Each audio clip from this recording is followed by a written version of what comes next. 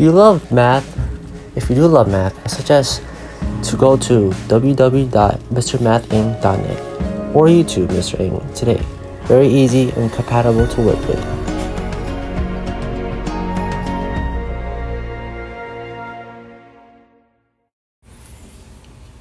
Hey guys, let's go over the Chapter 3 test. This is version A, taken on October 5th, 2022 on collecting data. Question number 1, determine if the following is a valid statistical question.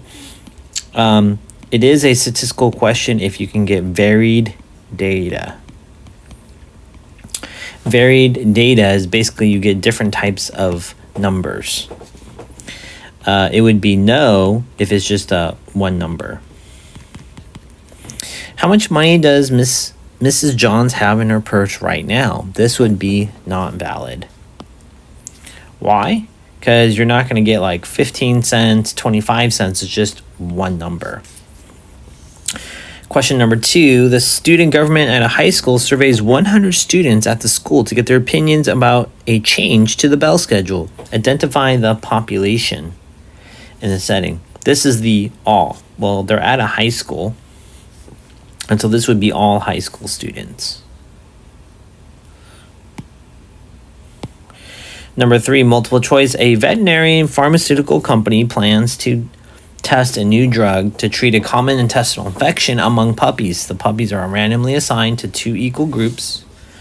Okay, so I like this, 2 equal groups. Let's see if they do anything now to these groups. Half the puppies will receive, okay, so they are getting something. Another half will receive a placebo. The veterinarians monitor the puppies. This is an example of which type of study. The answer would be an experiment, D. A survey means you just pass something out. Well, I don't think the puppies can take a test. Pass out paper. Observational, you just watch the puppies, but they put them in 2 groups. And a census means you go to all single puppies. Question number 4, a high school randomly selected 197 of the 200 seniors at the school to take a sample college entrance exam. The mean point average or GPA of the seniors was 2.85 and the standard deviation was 0.04. Select all the statements that are true. Note that the margin of error is 2 times s over the square root of n, where s is the standard deviation and n is the sample size. All right, so I wrote down my formula here. Margin of error goes 2 times the standard deviation over your n. The select n, or n equals 197. The standard deviation is 0.4. You'll notice we're not using the average or the mean there unless you're finding an interval. And if you do that, you will get 0.8 over the square root of 197. And when you do that, you'll get 0.057, which would be choice A is your answer. Now, this one does say select all the statements. So in this problem, if the margin of error would increase if the sample size were changed to 125. So you'll notice that you have less seniors and your margin of error is going to increase. Why? Because you have less of the population. You have a smaller sample size. That means the margin of error is going to be larger. Okay.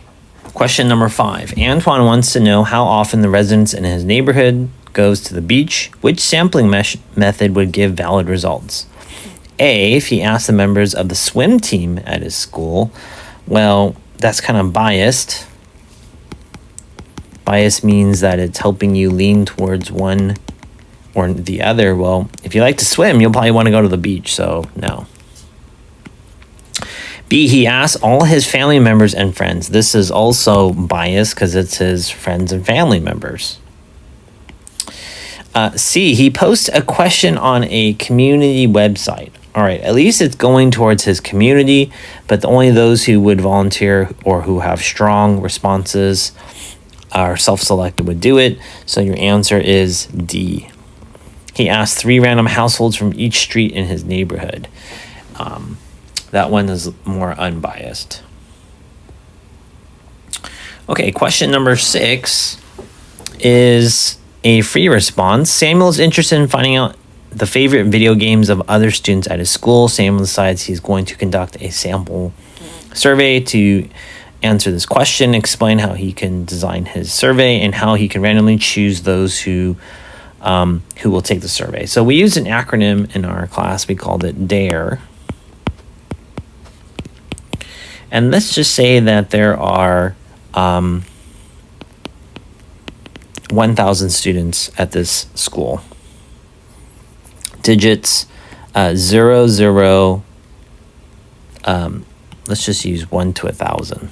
1 to 1,000. And A stands for assign each student one number from an alphabetical list.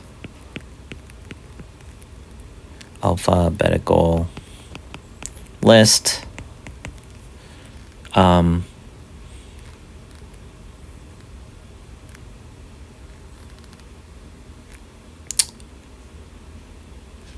By last name.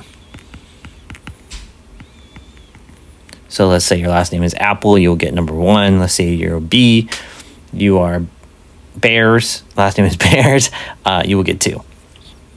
Okay, what do you do with repeats? Well, I want to ask different individuals, so you will ignore repeats until maybe he picks maybe 50 students. And we will end the survey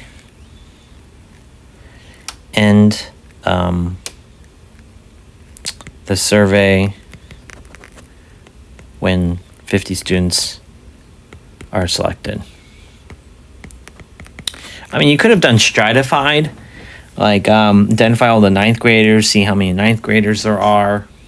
So this is an alternative, and maybe there are 300 9th graders, so 0 to 300. Pick 10 students from there, and then 10th grade, same thing, there's 300 students, something like that. That's 600. Maybe 11th grade there's only 200, and then 12th grade is, I'm trying to up to 1,000.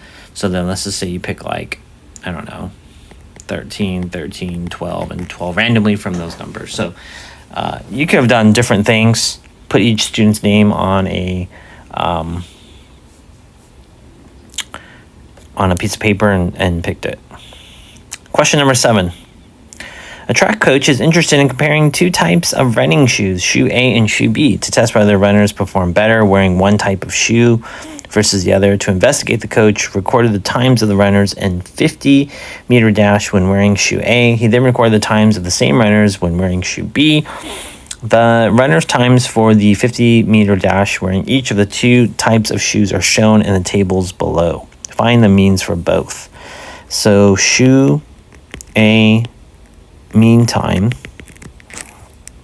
is going to be this pink one. I'm going to use, let's use Desmos. Okay, so you'll pick a capital letter, X, and then I'm going to press equals, and then I'm going to open a parentheses, and then I'm going to type in those numbers. Separated by commas, no spaces.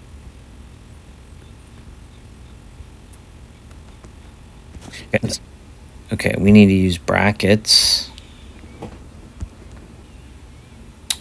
Okay, once I put a bracket in the first one, that tells me I have 9 numbers on the list, and then I'm going to do capital X. Sorry, you can type, go back out to functions on the far right, and then you look for mean, and just type in capital X. And you're going to get 12.06 as your answer. And then you can do the same thing for list, the next list for shoe B. So this one was 12.06 think I put in a number wrong. Should have been 12.04. And then shoe B, mean time, or the average, is 11.79. Okay, 7A. 7B, what is the difference? So they're telling us to subtract those two numbers. 12.04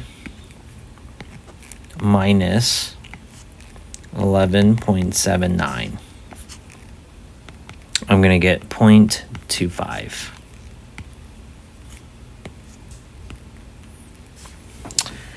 Seven C, the simulation below, so they did technology, used a computer, shows 100 results of the differences in the mean times that we expected if there are no differences in performances when wearing one shoe versus the other. Based on the simulation above and your answer to question 7B, is it statistically significant that the runners perform better in the 50-meter dash when wearing one shoe versus the other? Explain your reasoning. So 0.25, you'll recognize how many shoes were there that have a 0.25 difference in the simulations between the shoe A and shoe B? Well, the answer is yes. This is statistically significant. There's a word.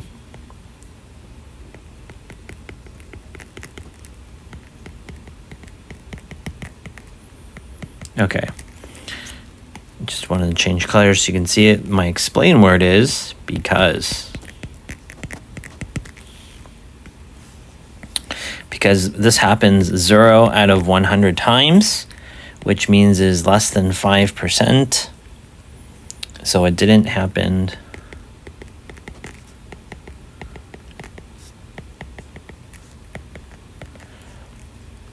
by chance.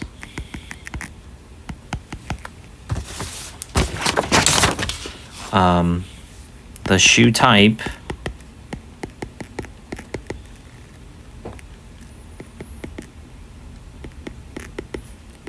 basically B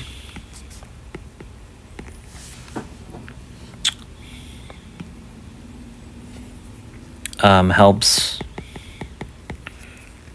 runners with lower times. Okay, hope that was helpful. See you.